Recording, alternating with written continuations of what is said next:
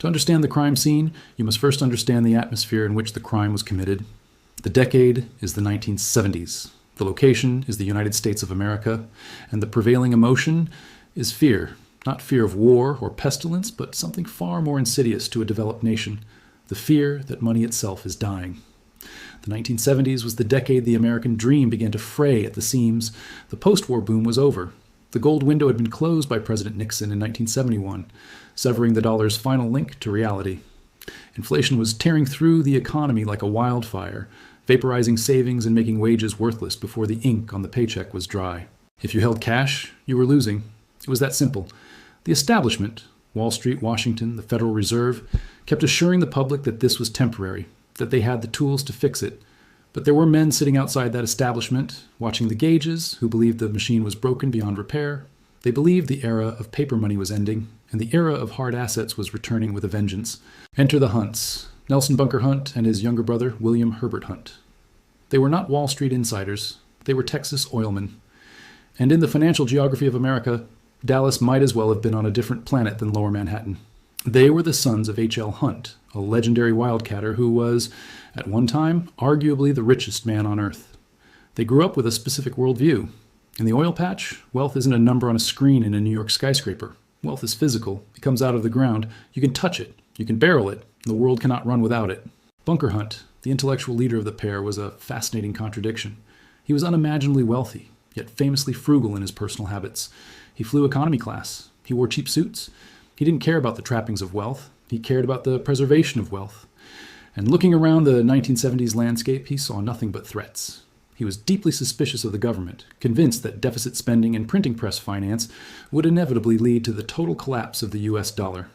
He didn't just fear inflation, he feared hyperinflation, the kind you read about in history books where people need a wheelbarrow of cash just to buy bread.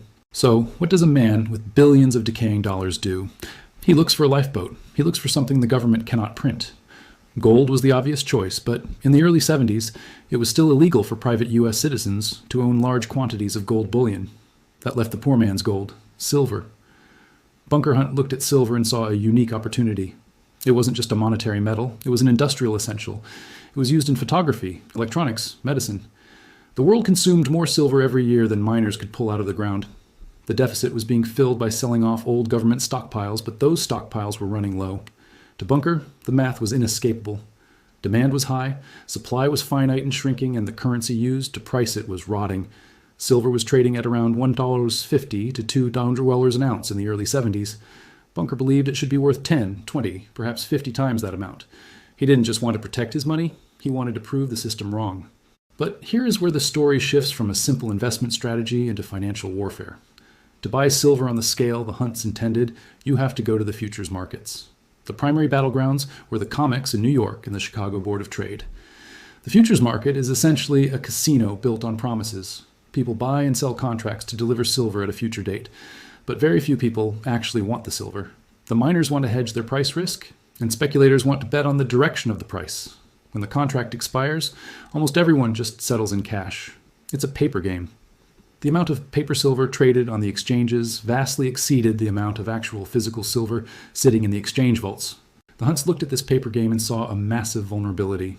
They realized that the big bullion dealers on Wall Street, the firms that dominated the short side of the market, betting prices would stay low, were naked. They were selling promises for silver they did not possess, confident that no one would ever call their bluff and demand delivery. Beginning in late 1973 and moving into 1974, the Hunts started buying. And they did something that terrified the establishment. When their futures contracts came due, they didn't take the cash settlement. They demanded the metal. They took delivery of tens of millions of ounces.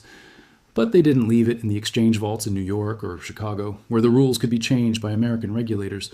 They chartered airplanes and flew the bullion out of the country, primarily to high-security vaults in Switzerland. They were draining the physical liquidity of the market. By removing the physical metal from the system, they were tightening the screws on everyone else playing the paper game. Every bar that went into a Swiss vault was a bar that couldn't be used to settle a futures contract back in New York. The Hunts weren't just betting on higher prices, they were engineering the conditions for a squeeze. The Wall Street establishment watched this with growing alarm. Who were these cowboys from Texas coming into their casino and refusing to play by the unwritten rules? The silver market was a clubby, insular world, dominated by a few powerful firms and old money families who liked things predictable. The Hunts were agents of chaos. Bunker denied he was trying to corner the market. He claimed he was simply an investor who believed in the fundamentals of the metal. "I'm just trying to preserve some capital," he would say. But the sheer volume of their buying belied that modest claim. You don't buy vast percentages of the world's available supply just to preserve capital. For a few years, the price drifted. The Hunts held their position, enduring significant paper losses at times, but their resolve never wavered. They believed the fundamental economic rot of the West was accelerating, and they were right. By the late 1970s, inflation was hitting 13%, the US dollar was crashing on international exchange markets, trust in institutions was at an all-time low. The stage was perfectly set for their thesis to play out. The world was waking up to the reality that paper promises were melting away. The Hunts had positioned themselves ahead of the curve, sitting on a mountain of physical wealth, while the rest of the world held depreciating paper. But Bunker knew that to truly move the market, to break the stranglehold of the short sellers in New York, they needed more firepower. They were billionaires, yes, but the silver market was global. In 1979, they found the partners they needed. They formed an alliance with incredibly wealthy investors from the Middle East, specifically Saudi Arabia, who shared Bunker's distrust of the US dollar and his appetite for hard assets. They formed a buying consortium. The combined wealth of Texas oil and Saudi oil was now focused like a laser beam on a single, relatively small commodity market. The goal was no longer just hedging. The goal was accumulation on a scale never before attempted by private individuals. As 1979 progressed, the buying pressure intensified. The price of silver broke through the $5 barrier, then $6. The shorts, the dealers who had sold futures contracts promising silver they didn't have, began to feel the heat. They were losing money every time the price ticked up.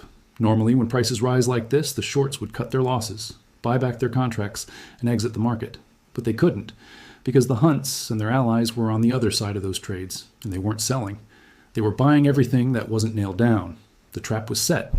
The Hunts had used the establishment's own game, futures contracts, against them. They had bought the paper promises, and now they were standing at the exchange window waiting for delivery. The vault doors in New York were opening, and the shelves were looking terrifyingly bare. By the autumn of 1979, the slow burn turned into an explosion. Silver hit $10 an ounce. The squeeze was on. The financial world was about to realize that two brothers from Texas weren't just playing the market, they were on the verge of breaking it completely. By late 1979, the world was a powder keg. The geopolitical temperature was rising. The Iranian hostage crisis, the Soviet invasion of Afghanistan, oil prices were skyrocketing again. And amidst this global chaos, the fuse that the Hunt brothers had lit in the silver market finally reached the dynamite. In the history of financial markets, there are bull markets and then there are manias. What happened to silver in the winter of 1979 was a mania of biblical proportions. The price didn't just rise, it detonated. From $10 an ounce in September, it smashed through $15, then $20 by the end of the year. For the Hunts and their Saudi partners, this was validation. Their thesis was proving correct. The dollar was being abandoned and the world was fleeing into hard assets. They continued to buy. They bought futures contracts. They bought physical bullion. They bought shares in silver mining companies. They were the whale in the bathtub, and every time they moved, the water level rose for everyone else. But for the Wall Street establishment, the bullion banks, and the futures dealers who were short the market, this was a nightmare scenario. They were bleeding capital. Every dollar increase in the price of silver meant millions of dollars in losses for the shorts. They were getting margin calls every single day. Demands from the exchange to put up more cash to cover their losing positions. This is the mechanics of a short squeeze. The shorts had to buy silver to close out their losing bets. But by buying, they drove the price up even further, which increased their losses, forcing them to buy even more. It is a feedback loop from hell, and sitting at the top of the loop, holding all the supply, were the Hunts. As 1980 dawned, the madness reached Main Street. The price hit $30, then $40.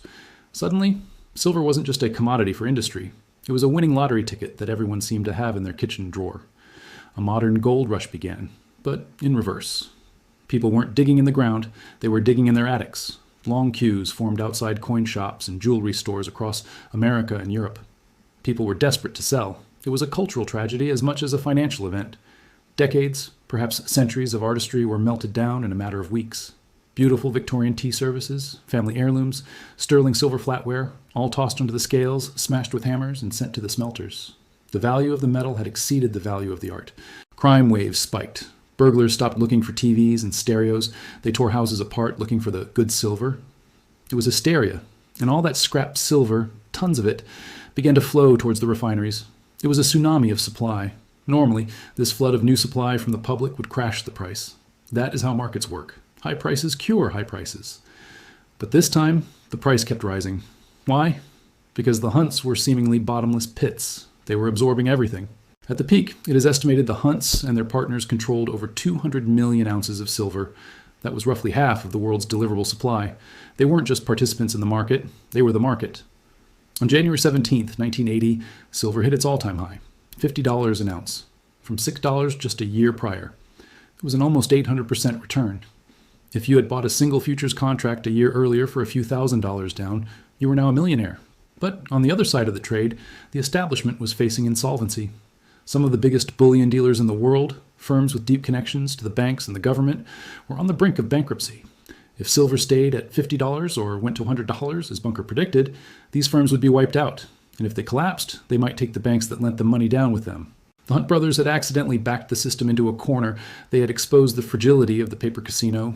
They had proven that there were more claims on silver than there was silver. In a fair free market, the Hunts would have won. The shorts would have defaulted. The price would have skyrocketed, and the Hunts would have been the new kings of global finance. But Wall Street is not a free market. It is a club. And the Hunt brothers were not members. When the house starts losing to a player who counts cards, the house doesn't congratulate him. The house changes the rules. The Board of Governors of the COMEX Exchange held a series of emergency meetings. Now, here is the forensic smoking gun. Many of the board members worked for the very firms that were losing money to the Hunts. It was a conflict of interest so glaring, it would be laughable if the stakes weren't in the billions. They faced a choice: let the market function and go bankrupt, or use their regulatory power to crush the Hunts. They chose survival. On January 21st, the exchange announced Silver Rule 7. It was a radical alteration of the market structure. It placed limits on how much silver any one entity could hold. But they didn't stop there. They raised margin requirements to insane levels. If you wanted to hold a silver contract, you had to put up almost the entire value in cash. This sucked the liquidity out of the market. But the kill shot came with an order known as liquidation only. Liquidation only meant exactly what it said. You could only trade to get out of a position. You could sell silver, but you were forbidden from buying new silver. Think about the forensic implications of that. In a market where buyers are illegal, what happens to the price? It can only go down. The exchange had effectively legislated a crash. They locked the buyers out of the room and left the sellers alone with the price. It was a rigged game. The supply-demand dynamic was artificially decapitated. The Hunts were furious. They screamed foul play. They pointed out that the people changing the rules were the ones who owed them money. But there was nothing they could do. The price began to slide. $45, $40, $35. And as the price fell, the trap snapped shut on the Hunts. Remember, they had bought much of their silver on margin, using borrowed money. When the price was going up, their equity was massive. But when the price started crashing, their equity evaporated. The banks, the same banks that were friends with the exchange governors, called the Hunts. They demanded cash, not millions, billions. The hunters became the hunted. To pay the margin calls, they had to sell silver. Selling silver drove the price down further, which triggered more margin calls. It was the same feedback loop that killed the shorts on the way up, now engineered to kill the Hunts on the way down. By March 1980, the squeeze was broken. The mania was over, but the crash was just beginning. The Hunts were bleeding cash at a rate of tens of millions of dollars a day. They were liquidating everything they could just to stay afloat. They were leveraged to the hilt, and the collateral was plunging towards zero. The situation became so critical that the U.S. government got involved. They weren't worried about the Hunts. They were worried that if the Hunts defaulted on their debts, they would blow a hole in the American banking system. The billionaire silver squeeze had become a systemic risk. March 1980. The IDs of March had come and gone, but the tragedy was just beginning. The liquidation-only rule had done its job. The silver market was broken. The price was free-falling. In January, silver was $50. By mid-March, it was trading in the low 20s. For an average investor, a 50% drop is painful. For the Hunt brothers, who had borrowed heavily to buy silver at the top, it was fatal. Leverage is a double-edged sword. It magnifies gains on the way up, but on the way down, it kills you. Every morning, the brokerages called. Mr. Hunt, the price is down. We need another $10 million. Mr. Hunt, we need another $50 million. The brothers were scrambling. They were cash poor, but asset rich. They owned cattle, racehorses, ancient coins, oil wells, and millions of ounces of silver. But you can't pay a margin call with a racehorse. You need cash. They started liquidating. They sold oil properties. They mortgaged everything they could find. But the hole was getting deeper faster than they could fill it. And the Wall Street brokerage firm they used, Bosch Halsey Stewart Shields, was getting nervous. Bosch had lent the Hunts hundreds of millions of dollars. If the Hunts went down, Bosch went down. The exposure was systemic. It wasn't just one firm. The Hunts owed money to a web of banks and brokers across the world. A default by the Hunts wouldn't just bankrupt two Texans. It would trigger a chain reaction that could vaporize the capital of major U.S. financial institutions. Then came the morning of March 27, 1980, a day that would go down in financial infamy as Silver Thursday. The market opened and the floor dropped out. Rumors were swirling that the Hunts were insolvent. The sharks smelled blood. Everyone tried to sell at once. The price of silver collapsed from $15.80 to $10.80 in a matter of hours. At the Bosch headquarters, the executives made the call. They issued a margin call to the Hunt brothers for $100 million, immediate payment. Herbert Hunt answered the phone. He famously told the broker, "We can't make it." Just 4 words. But they were a bomb blast. The richest family in America was out of cash. They were defaulting. Panic swept through Wall Street. If the Hunts defaulted, Bosch couldn't pay its own debts to the banks. Rumors flew that Bosch was insolvent. Traders stopped answering their phones. The stock market began to crash. The Dow Jones Industrial Average plunged as investors realized the contagion could bring down the banking sector. This was no longer a market event. It was a national emergency. Paul Volcker, the chairman of the Federal Reserve, had to step in. He wasn't there to save the Hunts. He despised their speculation, but he had to save the system from the Hunts. A rescue plan was cobbled together. It wasn't a bailout for the brothers. It was a controlled demolition. A consortium of banks agreed to loan the Hunts $1.1 billion, but the terms were draconian. This wasn't a friendly loan. The banks effectively took custody of the Hunt family fortune. The Hunts had to pledge their oil wells, their real estate, their cattle, their art collection, and, of course, their 60 million ounces of silver as collateral. They were put into a financial straitjacket. They were forbidden from speculating in commodities ever again. They were forced to liquidate their silver holdings slowly, over time, to pay back the loan. They were no longer the masters of the market. They were indentured servants to the banks they had tried to beat. The squeeze was officially over. The price of silver settled back down to single digits. The billions of dollars in paper wealth the Hunts had amassed at the peak had vanished like smoke. But the punishment wasn't just financial, it was legal. The regulators, who had been asleep at the wheel while the price went up, suddenly woke up when it crashed. The Hunts were dragged before Congress. They were sued by investors who had lost money. They were accused of conspiracy to manipulate the market. In one of the most famous exchanges in congressional history, a representative asked Bunker Hunt, "Mr. Hunt, you've lost over $1 billion. How do you feel?" Bunker, in his typical deadpan style, leaned into the microphone and said, "$1 billion isn't what it used to be." It was a great line, but the reality was grim. By the late 1980s, the brothers were forced to file for bankruptcy protection. It was the largest personal bankruptcy in American history at the time. The empire built by their father was dismantled piece by piece to pay off the debts incurred in the Silver War. Meanwhile, what happened to the insiders? The exchange officials who changed the rules in the middle of the game? The short sellers who were bailed out by Silver Rule 7? They survived. They thrived. The system protected its own. When the shorts were losing billions, the rules were changed to save them. When the Hunts were losing billions, the rules were enforced to crush them. It is the ultimate lesson of the silver squeeze. The market is not a level playing field. It is a casino where the house can stop the wheel whenever it lands on a number they don't like.